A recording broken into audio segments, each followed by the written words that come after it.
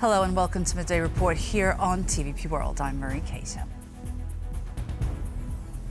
The European Commission is presenting its report on the progress of Ukraine and other candidate countries in joining the European Union. The EU's Foreign Policy Chief Kaja Kallas and the Enlargement Commissioner Marta Kos are set to address the ratings for candidate countries. Alex Simlinsky reports. The European Commission is presenting its enlargement package report on November 4th, including the Commission's assessment of Ukraine's progress as part of the EU enlargement package. The European Commission's enlargement package report confirms Ukraine is confidently moving toward EU membership and ready to open clusters 1, 2, and 6. This is the best assessment to date, proof that even as we defend against Russia's full-scale aggression, Ukraine continues to reform and transform according to European standards. The European Union still can't officially begin accession negotiations with Ukraine due to Hungary's stance on the matter. The government in Budapest has vetoed the start of the negotiation process. But according to experts, Ukraine's rating is expected to be assessed as largely positive. The European Commission will issue its annual report on EU candidate countries. Scorecards, largely positive: Moldova, Ukraine, Montenegro, and Albania. So candidates are Serbia, Bosnia and Herzegovina, North Macedonia, and Kosovo. Ranked as terrible was Georgia. In the latest Rule of Law Index by the World Justice Project that measures human rights, access to justice, corruption, and authoritarianism worldwide, Georgia has slipped 2 spots to 52nd place.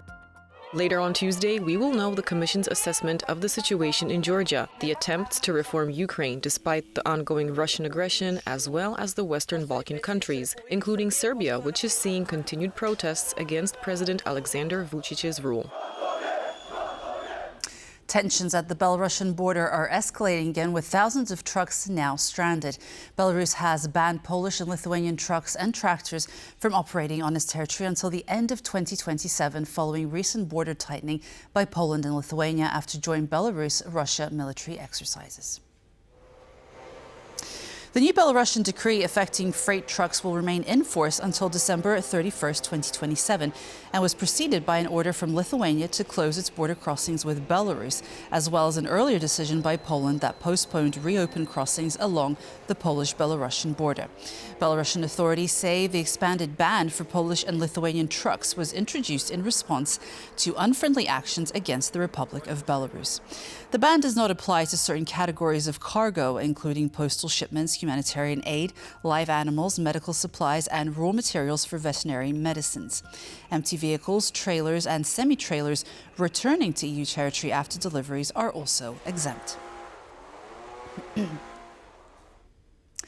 Belarus has announced plans to reopen its embassy in Slovakia by September 1st, 2026, following a decree signed by Prime Minister Alexander Turchin. The government says the move will strengthen political, trade and economic ties, as well as open new opportunities for industrial cooperation and investment. We now go live to our correspondent in Prague, Andrew Sweeney. Good afternoon, Andrew. What is the significance of this development? Well, the announcement that the Belarus embassy in Bratislava would be reopened highlights a growing bond between the two countries. Robert Fico, Slovakia's Prime Minister, met with Belarusian dictator Alexander Lukashenko in Beijing last month. It should also be noted that the Slovaks have already reopened their embassy in Minsk after an absence of 5 years. Robert Fico, well known for supporting an end to EU sanctions against both Russia and Belarus, will be hoping that those economic ties will be strengthened. But it's also clear that there may well be political ones too as a result of this move to reopen the embassy in Bratislava. Back to you. Andrew Sweeney reporting from Prague. Thanks very much. Russian forces have come significantly closer to the city of Pokrovsk in eastern Ukraine. For several months, the Kremlin has been eyeing up the strategic points in the war-torn country. John Todd reports. Russia released video on Monday as it claimed to have advanced around the strategic city of Pokrovsk in eastern Ukraine. For months, the focus of the Kremlin's war machine at huge cost in casualties. Ukraine says, though, their troops are stalling Moscow's forces. The enemy has had no success in recent days. Around 26 to 30% of all fighting along the front line is happening in Pokrovsk. About 50% of all guided bomb strikes are concentrated there, so you can imagine how difficult it is for our forces. Kyiv appears to have intensified its drone attacks on energy and industrial facilities inside Russia.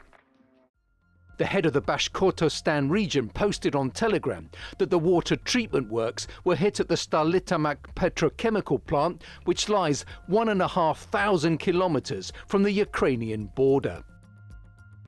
The Kyiv Post reports that a fire broke out at an electrical substation in the southwestern Volgograd region on Monday evening, following a drone attack. Power cuts reportedly affected the town of Frolovo and nearby areas.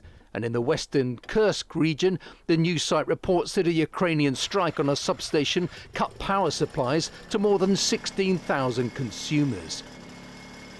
Experts say Ukraine's attacks have been hugely successful.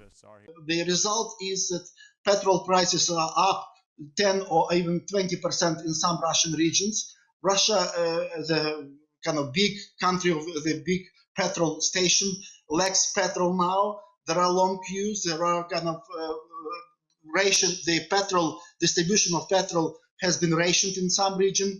The Russians, ordinary Russians, feel the lack of petrol at the petrol stations. So it's a campaign of targeting Russian oil industry and oil refineries have been remarkably successful. In Ukraine, a 65-year-old woman was killed and 8 people injured, including a 12-year-old boy and a 13-year-old girl, when Russian forces shelled the village of Mykolaiv in the Dnipropetrovsk region. A group of some 20 veterans have spent the past 2 months training to detect and safely remove mines in Kyiv. The program, organized by the Unconquered Foundation, is supported by the Slovenian government and offers free courses and future employment for its graduates. Demining is much harder than mining, but it's quite a safe process. It's not that difficult to learn because it's a familiar topic. These are military munitions and certain types of mines, so it's easy to remember. In this case, we use interactive mock-ups, mines with signal systems. About 30 to 35% of the time is spent on theory, and everything else is purely practical fieldwork. There are mistakes. During today's training, I set off a tripwire. It was set up differently than usual. We have a tricky sapper here.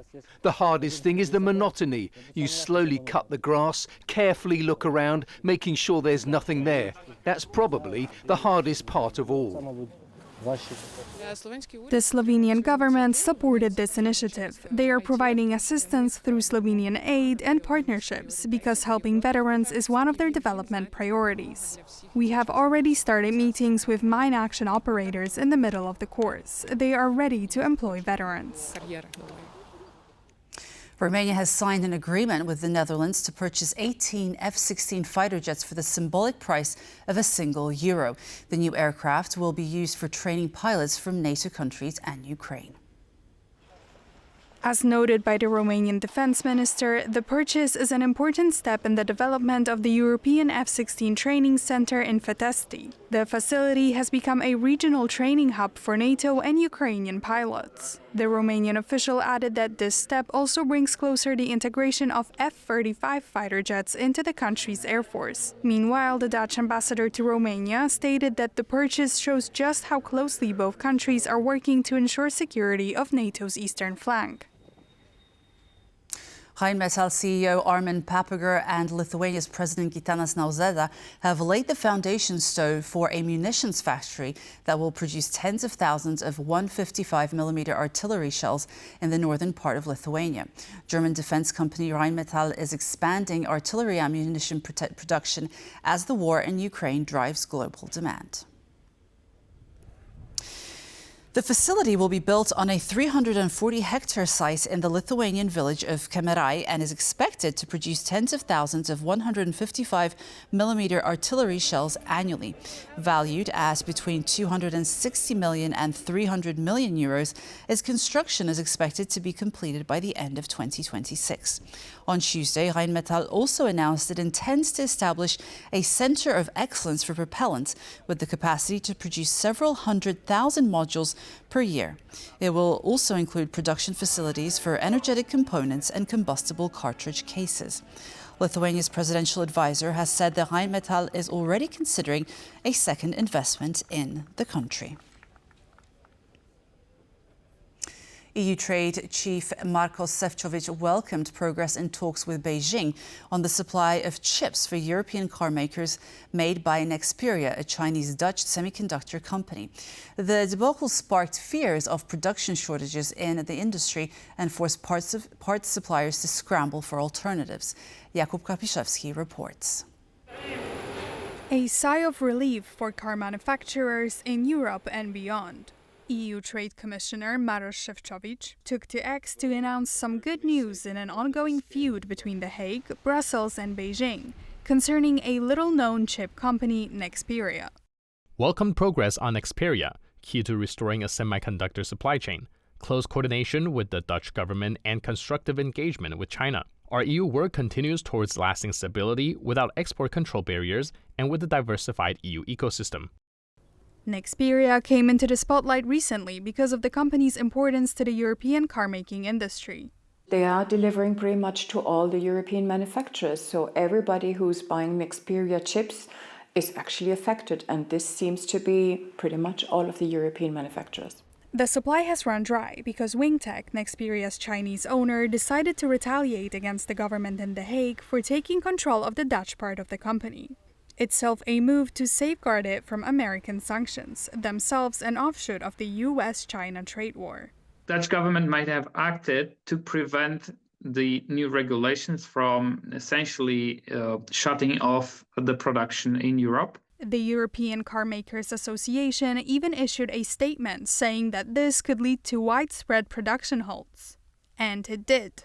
Bosch, a German parts manufacturer, cited the Nexperia debacle as one of the reasons for furloughing staff at its production facility in Portugal.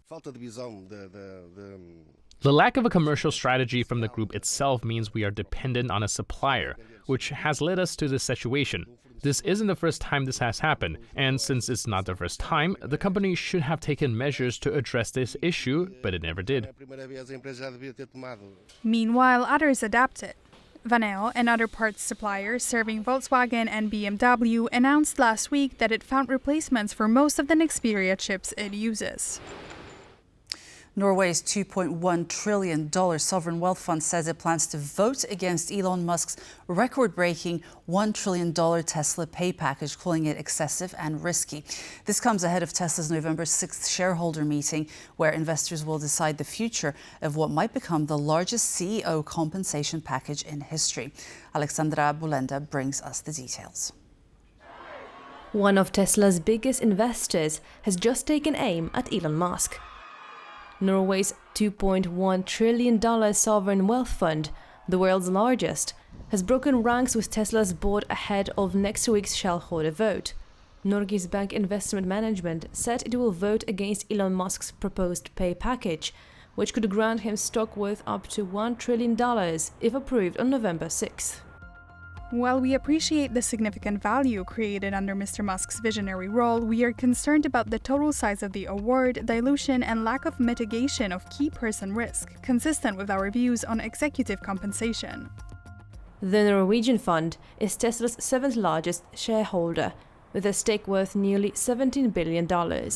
Its rejection adds pressure on other major investors, including BlackRock, Vanguard, and State Street, which have yet to disclose their votes.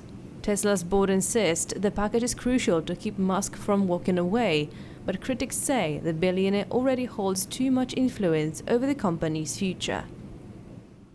China has extended its visa-free entry policy for Polish citizens until the end of 2026. The move is part of Beijing's broader effort to boost tourism and international cooperation. According to Chinese state media, the country's foreign ministry has prolonged its unilateral visa-free program for citizens of 45 nations, including Poland, through December 31st, 2026. The policy allows travelers holding ordinary passports to stay in China for up to 30 days without a visa for tourism, business or family visits. Sweden has also been added to the list starting November 10th. In total, 32 European countries are covered by the extension, alongside several Asian and South American nations. plus Australia and New Zealand. Chinese officials say the decision underscores Beijing's commitment to greater global openness and people-to-people exchange. And that's all for Midday Report. Thank you so much for being with us, and stay tuned for much more on TVP World. Goodbye.